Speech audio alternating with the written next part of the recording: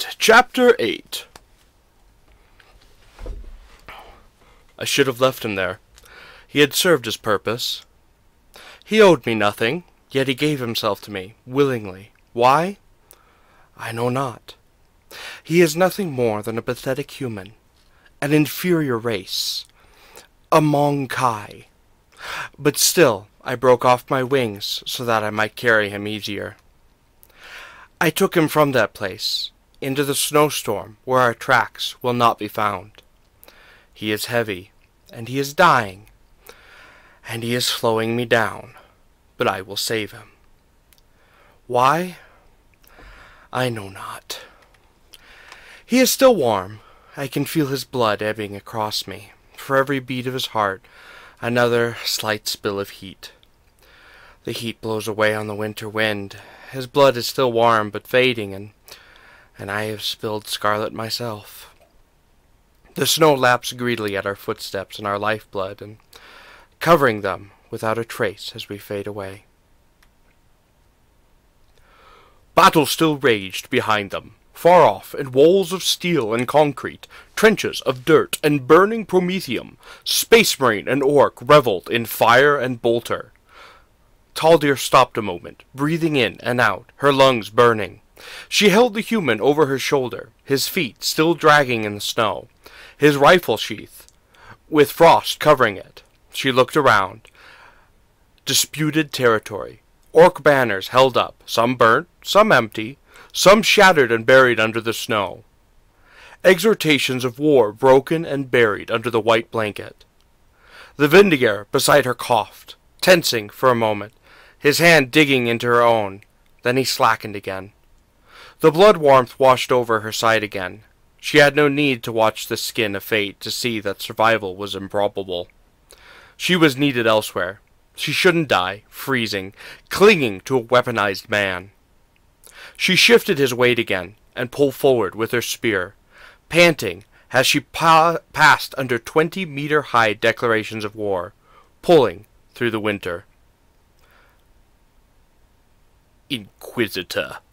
Inquisitor Maddox snorted sharply, blinking away the sleep. He frowned. He was cold. He should have packed more clothes than just a cassock. An idiot desire to empathize with the guardsmen, perhaps. I've heard tell that the cleanliness is one of the signs of divinity. Maddox roused, sitting up, slipping in an ill-fitting, gentle smile. I don't think I have to fear any usurpation here. What is it, Felix? The storm, Felix pointed out to a wall. Some diodes sputtered. The Corpus Mechanica would be better served if I can barely give a damn. We're on the road to a spaceport. We can get it fixed there. That's another thing, Lieutenant Adrian, resembling nothing more than a big black fly, came into the room, holding a buzzing comm. The city. Certainly our forces command it, and will be reinforced, but the agents of chaos are attacking it. They hold the entrance to the city we're heading for. Veteran soldiers, no courage, no faithful bone in the body, they, merely the survivors. Benefit of the brave souls of the Emperor's trusted servants. A fine degree of cowardice uncaught by Commissar. That's all that experience breeds. They that survive are just rewarded for their base desire of living. Disgusting. I believe we'll be fine, Inquisitor Maddox gave a serene grin. The Emperor protects.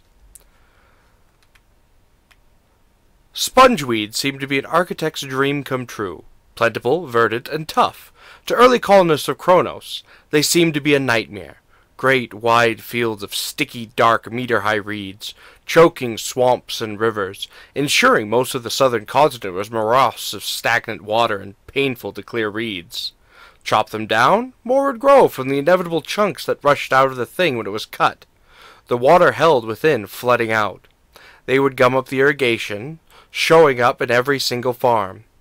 Spongeweeds became synonymous with unwanted guests, and even became momentarily popular as a term for rapists before use of this term was purged and suppressed by the ecclesiarchy, until one ambitious pioneer decided to attempt to use it to make a house. Foolish idea, was the universal thought at first. The soaking, stinking reeds would make for a great big mess, everyone was convinced, at least until lacquer was applied to it. Cyanide, bacteria, toxins. As soon as the living reed felt under threat, it would stiffen up and hold, sometimes for years at a time if the rudimentary immune system sensed the poison was still there. Furthermore, reeds cut together would eventually mold together, sealing the area with a near vacuum grip. The house would generate warmth in the winters and hold off the heat in the summers, as the still living yet paralyzed plants reacted to the climates. This architectural fad and art material lasted 50 years before a psyker wandered too close and felt pain. Other psykers had entered houses, but registered no complaints, and the people protested. But the Imperial Church, this was evidence enough to burn the lot of the suspicious, ugly living buildings. They said the fires were responsible for the harsh winter and cold summer that followed. Standard Imperial architecture was followed from then on, but on occasion, out in the wilderness, you found the occasional hut, like this one. Taldir stopped, falling to one knee, the weight of the assassin driving her down. Her muscles were stiff, cracking against one another. Wishing only to lay down and die, she wheezed. Staring down at the snow, little red splatters filled it, hers and his. She couldn't tell them apart. They were both bright-hued and crimson. Maybe if she stared long enough she would see one shrivel in crust and the other crystallize in powder. She slapped the ground with her hand, fighting the welcome hands of a sleeping death. She looked up. A small house, wooden, some shelter from the biting wind. Just a few more steps. She bit her lip as she rose to her feet, carrying her savior, blood spilling from her side as the wound broke once again. She dragged forward, heading for the leathery wood flap of a door. Her hand reached for the doorknob. She hesitated, a slight scuff of a noise inside. The pistol is steady in her hand as she pushes open the flap with the barrel, the noise getting louder the whole time. The door turned, squeaking and cracking on frozen hinges, the unfrozen edge flapping in the blizzard wind. Didn't look like there was anything. A gas tank stood in the center of the room, a line running into the cast-iron stove, radiating welcome heat. 2 doors, one ajar, to a chair with the bottom cut out over a bucket, and the other firmly shut.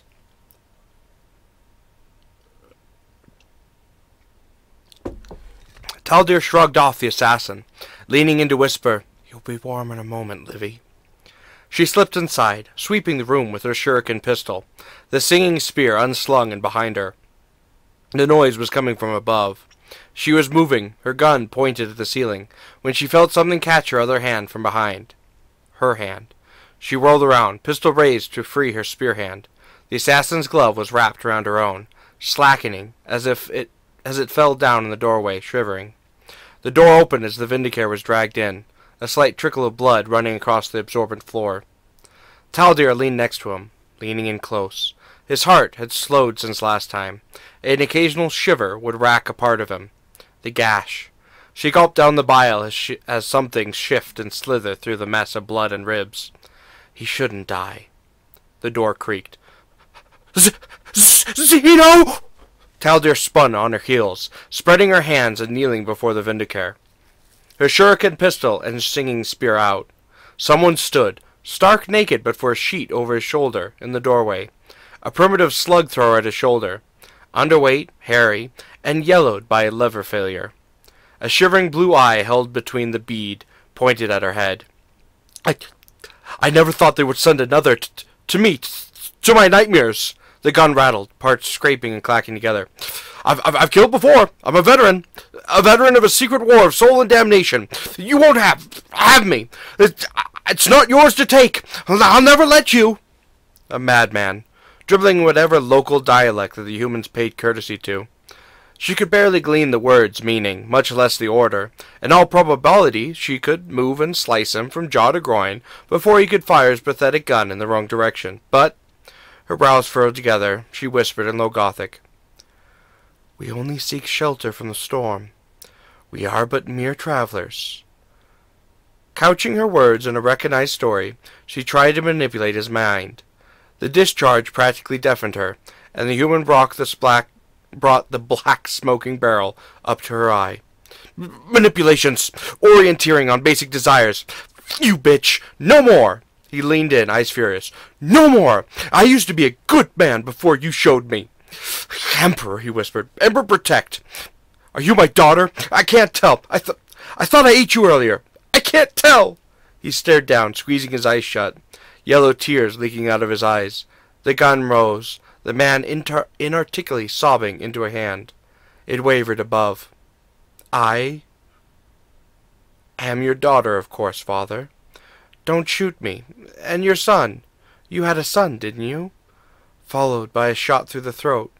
Eminently survivable, reasonable action. I'm not going to play along with your delusion, mad one. Taldir brought a shuriken pistol up, and into the watery blue eyes. One shot, and that would be it. Leave us be. I do not wish infecting his wound with your blood, and for the sake of your family, get a hold of yourself. Stupid. The old man turned, the slug thrower up. She could get off two shots in the time it took him to get aiming. Whiz, the first nicked his hairline. Is the second cut through his thigh-borne artery. Path to Ah! The bullet fired, hitting wide, thumping into the ceiling, sending filthy half-frozen water across the room. Taldir moved back and snapped her spear at his hands. The blunt end of the wraithbone snapped his hands like a carrot. The broken bones held within a sack of meat. The gun fell to the floor, discharging into the wall. The wraithbone blade held against his neck. Surrender. He opened his mouth to speak, and all that came out was blood. The shriveled old corpse fell back. Bullet had entered by way of the esophagus, tumbled through thymus, hypothalamus, medulla oblongata, and cerebellum. Then, by estimate, got lodged in the occipital lobe. His exit pistol lowered, the Vindicator let his head drop back to the floor. His mask was full of blood. He panted through it, his eyes closed. He was superficially aware of a presence standing above him. Through the numbness, a cold drop prickled his right arm. He was hardly a threat. The primary, Taldir. It was necessary. Well, her voice came closer, as a hand fell on his chest. I'm not about to berate the man, nearly disemboweled, but something's going to have to clean that up if we're going to be staying here more than an hour. Is there pumping? He heard the gentle slosh of water. I don't know about your species, or even about yourself, but amongst my people, splash. A fire ran down the numb line that the Grey Knight had cut into him. Cold or no, the wounds need to be sterilized. The assassin, for his part, only twitched. He stared at the pistol in his hand. He had never gotten around to reloading it. The blade had started at the base of his bottom, leftmost rib, and worked up, ending at the right clavicle. It was a surface cut. The first rib was cut and the second broken, but after that no other bone damage. The muscle had been shorn off, and it looked like where it had gone the flesh had fried. The heat was barely visible, thumping and pulsating.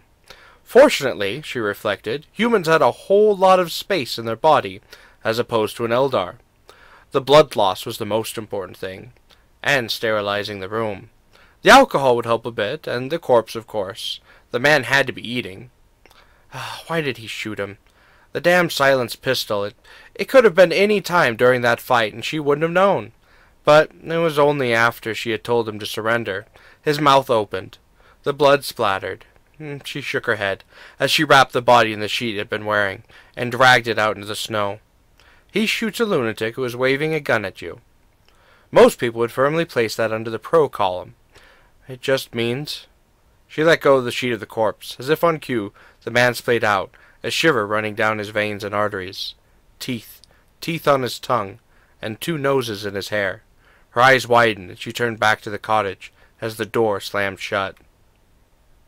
Her feet barely touched the snow.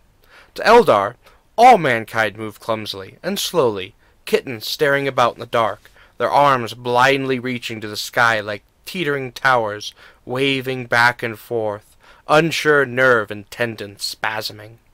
Men looked upon Eldar, see disquiet grace, deliberate steps, the care of a surgeon in the moment of a runner. Even the enhanced assassins, and those among the Space Marines, unimpeded by their armor, seemed to have no instinct about them. The speed, their speed, of a pneumatic press, or out of a controlled piston, all forcing through the air, no cutting. But the Vindicator had seemed different. It wasn't speed, as much as being in the right place at the right time. She should have known, damn it. She rammed into the door, the half-frozen bark, far from its native swamp, dully creaking. She pounded into it again, pulling at the door. It warped and stuttered, held shut by something. More foolish than a human, she thought bitterly. Her spear was still inside, too. She glanced around, running around the house, as she felt the pull of the sea. Back, a bare hour mayhap. That's when she should have seen, shortly after the Grey Knight fight. Come on! By instinct, her hand reached up, flicking away the blood on her face. She felt more warm blood smear on. The rain was turning to snow, and his breath had started to turn irregular. Shock? He had to live. From stem to stern it had cut, running more shallowly along the way. His bottom two ribs, one was cut clean, the other hanging by a sliver of bone. The metal plating had done little good, still bubbling where the marine's glaive had touched. Fried nerves, cooked skin, human, Monkai. There were more of them than the stars. Why should she care? A hand slipped under his head, and another ran across his back. She shouldn't be caring. His body shuddered as he hacked the mask. Blood was catching under it, flooding it. He couldn't breathe. Her hands ran up the sin-skin collar, reaching under it, pulling it up as it went along. The mask fell into the snow, taking a lot of blood with it. It dribbled across the snow, and she gently tipped him over, as he hacked, blood froth coming clear.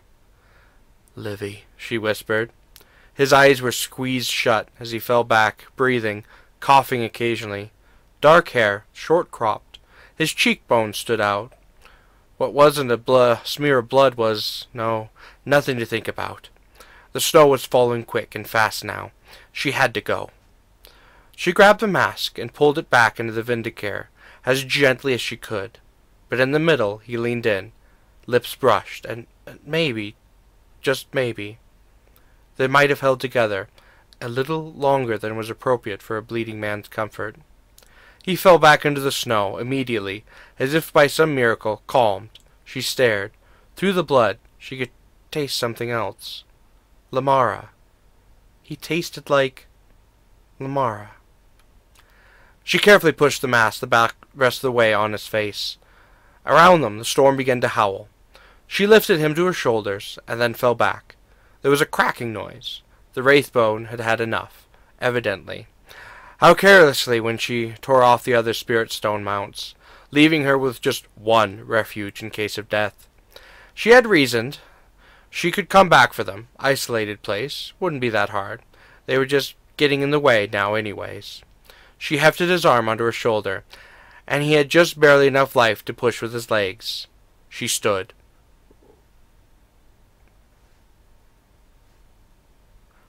Why? Why? The hollow roar of the Grey Knight's audio must have been malfunctioning. She heard something else whispered. She probably should have been listening. He saved my life. You! More hollow whispers. Your great enemy? No more words, she turned, dragging the Vindicator off in the snowstorm with her. You should die soon out here. The Grey Knight had sounded confused. She had chalked it up to his ego's breaking at defeat. But he had beaten severely, and his attempt to kill the enemy of the Imperium he had seen had been foiled by another agent of the Imperium. The Grey Knights are the greatest weapon mankind has against daemons. In all their years they have never had one fall to chaos. They are the few to be entrusted with the full secrets of what the Imperium know of demonology, chaos, and the warp. Their very presence pains demons, makes them sluggish, ineffective. They hunt demons, first and foremost, and in this task they must be expected to be the best warriors that humanity can dredge up. Taldir ran around the hut, looking for any entrance as the wood boards creaked at her presence. Why would he engage a Farseer alone? Her fingers ran across boards, merged together, one flesh over another, warm and twitching to the touch. Why would he try to finish off the Vindicator if there was another opponent in the field? The great enemy. Wake up, Vindy. The assassin blinked the sleep from his eyes. Taldir finally entered the door, shaking the dripping snow from his spear, smiling serenely at Livy. She who thirsts. Wake up. Livy started, sitting up as a flustered Taldir approached, with a smile, shaking the wet off her spear. How are you? I'm... The Vindicator tested himself, and set himself back. I'm going to need a moment. The nerve endings are still broken. Good. We'll have to pass the time then, won't we? The Inhabitant. I don't smell him. I took him out, Taldir shrugged, setting her arms straight and jamming her hands between her feet as she sat in a position of mock meditation. Figured we wouldn't like any dead guy laying around here. The defecation. The Vindicator turned his eyes towards Taldir. The blood. Shh. I was just lucky to find a mop and soap in this Hicks place. Taldir placed her ungloved hand on Livy's shoulder, pushing him gently back down. Just go to sleep, The wood groaned under the Vindicator as he lay back. A fresh magazine was stuck home into the pistol. A nervous system of wires and thrice-blessed metals kicked in as the pistol rolls to Taldir's face. She grinned. Do you get off on this? The pistol made 6 very good points in reply, while the Vindicator kicked himself back. Taldir started as she felt the ocean kick before stepping back. 2 large holes burst through the wood. The rubbery sacks burst and made a squealing, squelching noise. The problem with the architecture of Kronos that caused the ecclesiarchal purge was the psycher's report. The pain he felt was purely sympathetic, a crude intelligence, but intelligence in mass was inside the homes. The local archcardinal had wanted any reason he could to find to burn the homes, as disgusted as he was at the concept of living houses, and he had found it. They were aliens, possibly intelligent aliens, as the homes burned to the night sky and the reeds, already depopulated by the rapacious desires of the colonists, were uprooted wherever the Crusaders could find them. They were nearly driven into extinction, whether they had gone into this path for centuries and they had somehow managed to keep it in secret, or it was started in response. No one can ever be sure. But the plaintive, stupid, mewling minds of plants turned their thoughts to chaos. The shaking reeds vomited forth the filthy, turgid water into the snowstorm as Taldir leapt back. They rustled and undulated, searing and cursing in ways only the grass and wind could respect. They called upon a goddess that had long grown bored of them. The weeds shriveled and shrunk, desperate to hold on to what water they could. Taldir reached with her hands and broke and tore the twisted remains of an empire that never was, and broke through. Ha! Ha! Ha! Ha! The pseudo-Taldir fell back against one of the walls as it twisted in vegetative joy. She spread her hands. You wound me. That was the intent. An empty mag thudded across the floor as the Vindicator reached for another. Do you like it? The Taldir fell forward, her eyes watering, her delicate pale hands reaching for the hole in her throat. She stared upwards, mouth running blood, at the Vindicator. Is it better? When you can just kill those that you make the object of your infections. Simplifies the fun parts, I bet. Quiet. The pistol coughed, ramming a bullet through the forehead. Blood splattered against his visor. Small lasers immediately evaporated it. The Vindicator stood, hand at his side. He switched through the spectrums, all of them showing the same thing. Something wrong? Whispered the heap from the floor. Would it have been better if I didn't talk? The visor was in error. The sounds weren't matching up right. The gun was too loud. There wasn't that much blood. He didn't smell death. Which? Close. Thermal signatures rose in the shape of a smiling woman, covered barely by black-stained leather. The pistol coughed too loud again as a round black hole appeared in the forehead. The house shouldn't be this big. Taldir stepped forward, her shuriken pistol drawn. A small comfort. The wood walls seemed to pulse and breathe as water passed down the reeds. They pressed in, weak, minds drawn together by some human that wanted a place for the summers. Her ocean was dark. She was in the waves. She was strong here. The great enemy. She had been a fool. No one falls in love outside of their species, not without some manipulation. So why are you going back? Mused a voice. Taldir held, her pistol raised, her hand squeezing, crackling with enemy. I have no reason to explain to you or your ilk. She was bored, you know. Something stepped out of the shadows. Something that was a color and a smell and an industrial accident. She has been waiting so long to finish what you started. You can't tease a girl forever. A hand touched Taldir's shoulder. She shot up. Something hissed and shrieked. For a blink of a moment, Taldir was standing in a kitchen, strange viscous blood dripping across her. Then she was somewhere else. I know you are, impatient beast. You kind always are. When you come back, I will kill you. Oh, I will be entertained. The voice had changed pitches, almost recognizable, unsurrounding on all sides.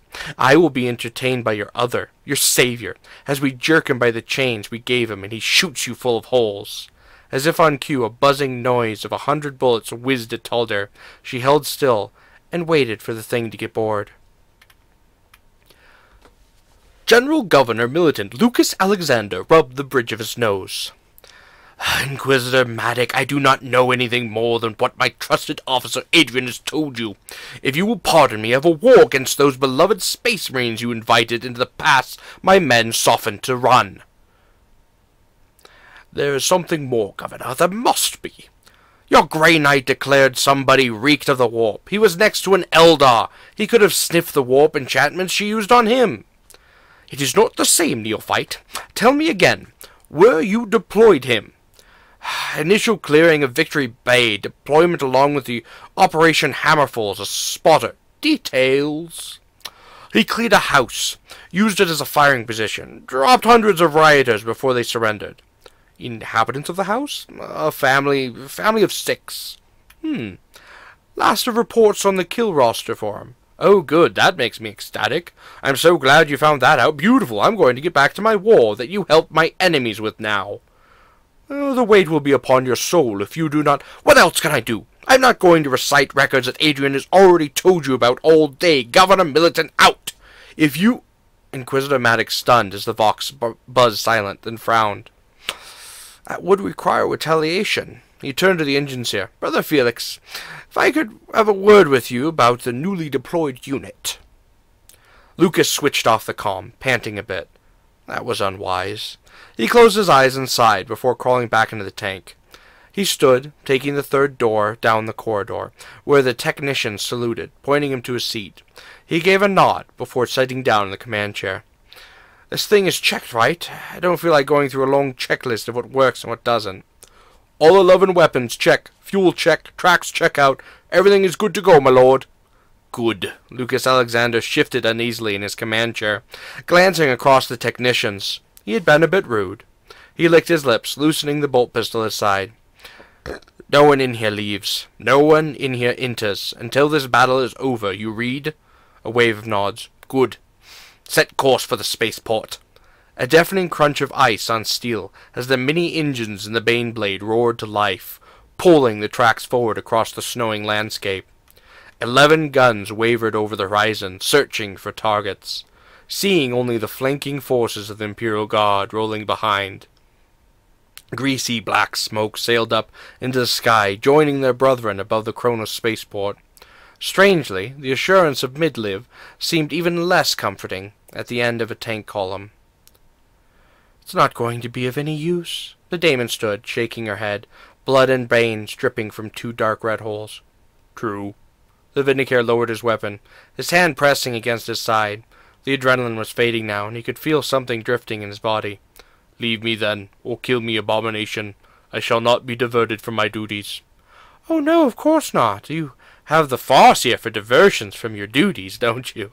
The daemon had spread her hands, approaching the assassin. You didn't think those feelings were genuine, did you? Stop. If we're going to have a conversation, you really must stop shooting me. Sadly, Chapter 9 was deleted by the writer.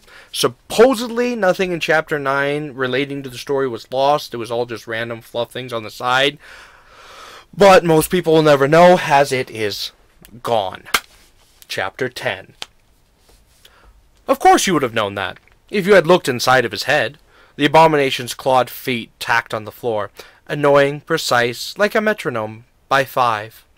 Which I assume you didn't. Taldir stayed, kneeled, still, The thing was confusing her, trying to make her distrust, lose focus, but the soft noise, like leather being drawn, taut, heralded the monster's smile. "You did." I delved into his mind while he slept. His memories, they horrified me. The things they did to him as a child, and even worse, as a man.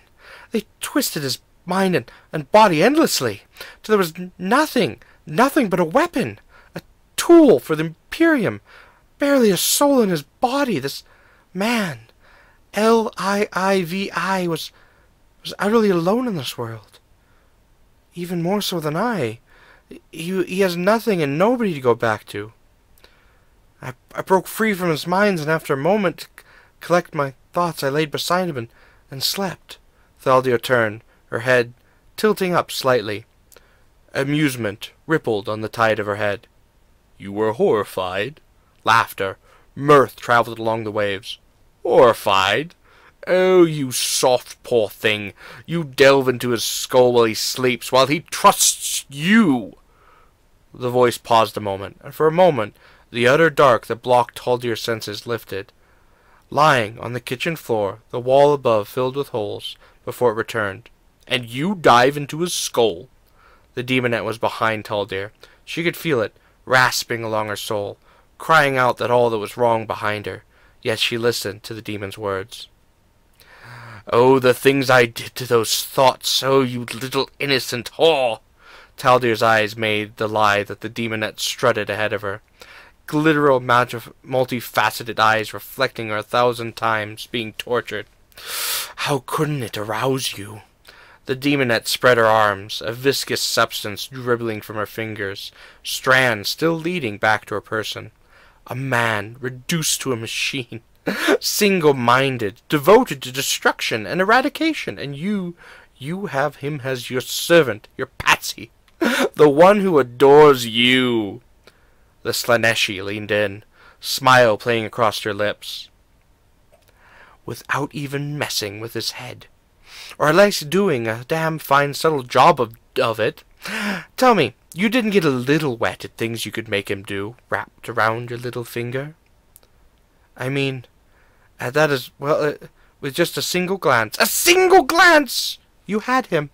The demonette shook her head as she walked away. "Lucky, lucky little whore."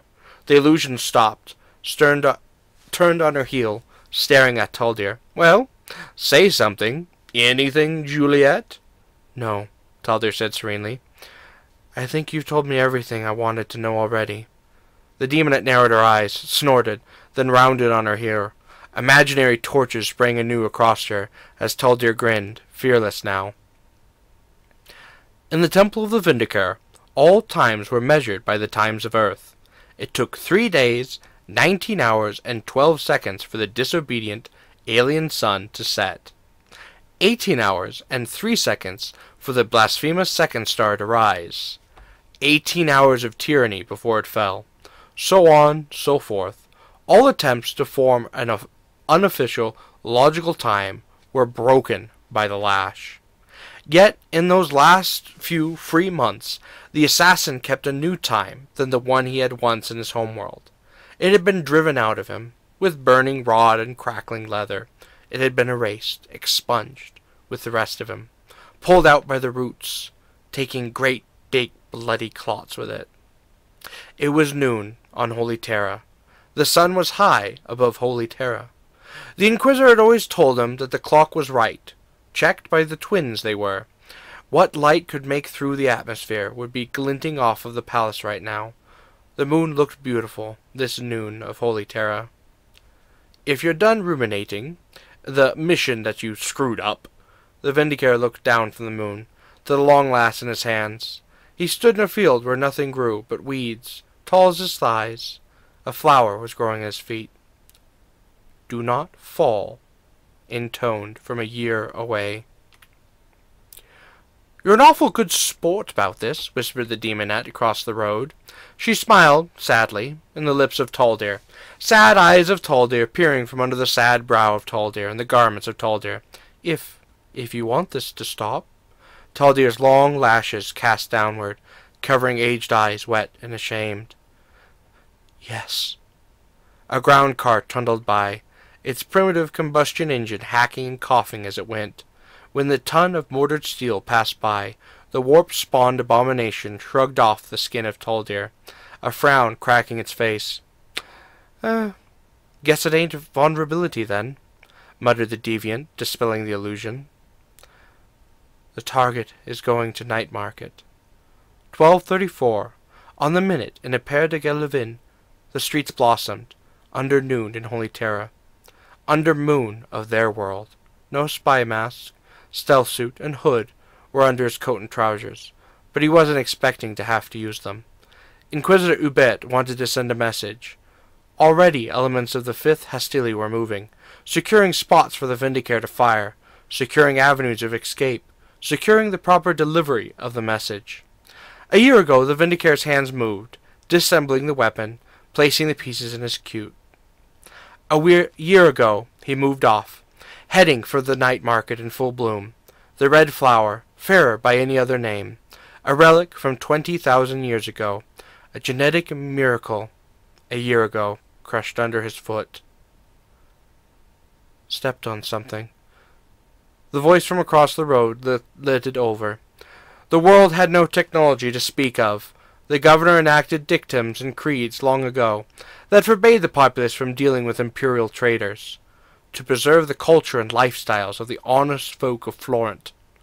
Currently on his 211th year by virtue of imperial immortality drugs.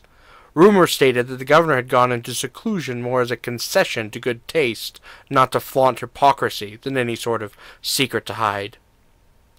Generations had the same portrait of the governor, smug, a little jowl, the imperial regalia suiting him, rogue traders freely tracked back and forth, even as las guns bearing Adeptus Arbites patrolled the streets, keeping an eye out for citizens bearing too much technology.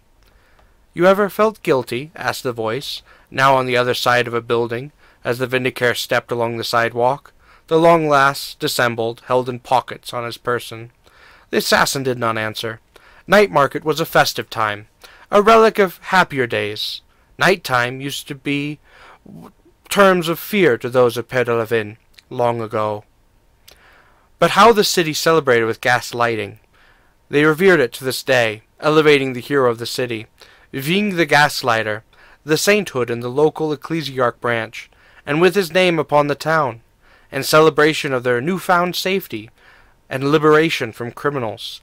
The night market was opened. In recent years it had become considered practically a form of open welfare for the criminal element, but a reverence for tradition drove the Florents onto the market nearly every night they could afford to, including one unfortunate young woman. 3rd floor, brick building. So nice to be able to see you screw up something once. Well, this and falling for something that isn't even your species. The long barrel spins, clicks in place on the main body of the las rifle. A power pack is shoved home. A whine, subsonic, pierces the Vindicator's ears. Always shooting chicks, too. All right. The last little scene we played through, she wasn't that good, but this one, the daemonette was leaning on some boxes, some sort of warehouse. She leaned over the edge, peering over the window. She's something I'd like to spend a bit of time on, if, Oh, by the way, good peripheral version there. That all natural? The scope slid down the hollowed line as the Vindicator stood at the window, his target coming along in peripheral vision. She was a courtesan. She was smiling. Her parents had been mixed, one of them belonging to the dominant darker ethnicity with the silver-highlighted genetic tampering, and the other a plainer, more yellow woman, who gathered his attention by being an heiress. Somehow they managed to produce a beauty enough to capture the attention of the planet. And the governor. "Too high," muttered the Vindicator, words that were in his memory. "Oh, good. After that, click-clang assembling, bitch. You go down a floor." The daemonette rolled her eyes. "Real professional." Vindicator walked by, his long lass fully assembled at his sides. "Playing hard to get," she mumbled. She hated being direct, but bit by bit it seemed the only way. Canvas flaps crisscrossed the streets, like the product of a manic spider. Within the folds and turns and twists of the night market's tent city, merchants established their benches, displaying their wares for all to see. Behind the canvas, the Vindicator waited. Leather and patchwork cloth didn't hide her from the IR on the scope. It was good enough. He really had no need to reach, though. Pull apart a seam on one of the flaps, to see with his own eyes. She stepped lightly, a bag at her waist, over her arm, holding it like the farm girl she once was, distributing seed, a gift from the governor. No stitches, molded together, doubtlessly bought off-world. XLIII, do you have the target in sight yet? The bored tones of Inquisitor Ubetti crackled over his subdermal. For a moment his skin twitched, set abuzz by the faulty installation just behind his temple. The next modulo performed much better. Yes. Good, good. My men will need a moment to get into position. Just hold on. She twisted, the shotgun of genetic fate on full display. Coconut skin like her father's, mother's fair hair, save for what silver patterned across her, flashing in the gaslight. We're good. Look to your right. The Vindicator glanced out of the corner of his eye. Inquisitor Ubet stood, a good 9 blocks away, on one of the sprawling balconies of the governor's equally opulent and space-wasting manor. The Inquisitor's arm over the shoulder of a quivering, frightened man, stuffed with great care into an officer's regalia. Fire at will. The cotton shirt blew in the wind as she turned. The grin at the common folk faded as she looked down the street, in curiosity at the waving man in the golden armor. Her head flapped in the breeze as she spun a last pirouette, a lazy circle falling down. The night market, within a moment, emptied, stepping and fighting each other to get away from the signature lasblast. Some of them trod upon the former maiden idol. That was it? You're the one picking from my memory. And you remember this as a botched job picked back through the briefing, which, said the Vindicator, turning the pointing the las rifle to Damonette. I am not in a verbose mood. Are you going to try shooting me again? The Nayanep stepped forward as Livy felt her hot breath on the back of his neck. You do know, I control everything you see. Slaanesh is the god of pleasure, sensation, excess. I control everything you can possibly see, hear, smell, touch, and taste. Waving your pretend gun at a pretend me and pretending to pull the pretend trigger is not going to do a thing. The memory faded, pushing Livy back into the dark. The gun dripped and melted away with cinematic abandon. Just sit tight there, me boy. I'll be back later. The Damonette opened her eyes again, back to reality. The assassin in front of her had failed like the puppet with the way she had to manipulate his every sense before she had gone ahead and tied him up with a belt. The elder was at least still, but at this the abomination felt her side, the wound still raw. The whore's tricky. The Slaaneshi murmured. She felt it again, the weak wash of primitive intellect. The house called again, noiselessly, tunelessly, begging for feeling once more. Barely a step above Tau, the Damonette murmured as she turned from the room with the tied sniper, standing at the precipice to the kitchen. The Farseer was still there, kneeling in the standing water. She hated that. Still caught? asked Taldir. Well, I would go, but the Damonette drudged up a quick dream. A flash of her, the head of the assassin in her hand, him naked kneeling in front of her, bound and gagged. We haven't even gotten into anal yet, so I'm not about to leave this nice, cozy house of an abomination that had an intellect that you could barely sustain yourself off of, and you reduced your last guest to a gibbering wreck, leaving you stranded in the midst of a blizzard, let alone... Chaos is on this planet, the Slaaneshi sniffered. I could just hop into the warp and back out on a battlefield somewhere, enjoying myself, and I've never seen any of Elif's men deploy a single Damonette. Oh, so suddenly you're the expert on daemonology. Silence. He'll turn. The Damonette turned away, heading back to the assassin. We have all the world and all the time in it. The claws tracked away. Angry. Taldir waited, the ocean drift in her head whispering. Then, with some care, she crept forward another inch. A bare 3 inches away from the gun she remembered the Monkai had dropped. Alright, that's it. Basically, we just have one chapter left after this, and then that'll be the end of Love Can Bloom. Sadly, like I said, chapter 9 got deleted. It's gone. No one knows what happened to it or where it is. The writer claims that Chapter 9 had nothing to do with the story, didn't evolve it, push it, or anything, and it just kind of rambled along. We'll never know. There is that gap between 8 and 9, where we don't know what or between 8 and 10, where we don't exactly know what the Daemonette had done to them, except for now that they're in the clutches of a Daemonette. Anyways, thank you very much again for listening to Love Can Bloom. I believe this is number 5 in the series. Number 6 will be the last one, and then we'll be moving on to another fan fiction. I'm enjoying reading these fan fictions, some of them famous, some of them not famous, to basically give a little bit more of a shout out to those in the background that write the books. Because frankly, most of GW's books are a step away from fan fiction anyways. Sorry, I've been gone for a long time. Mix of legal, medical, and other problems have kind of kept me busier than I want to be. Editing is also slowed down because of that. I still have tons of videos that I'm not going to lie, it's going to take me a very long time to get to. Thank you for listening. Thank you for enjoying my channel. I do this for you guys. And thank you very much. You guys have yourself a wonderful, wonderful year.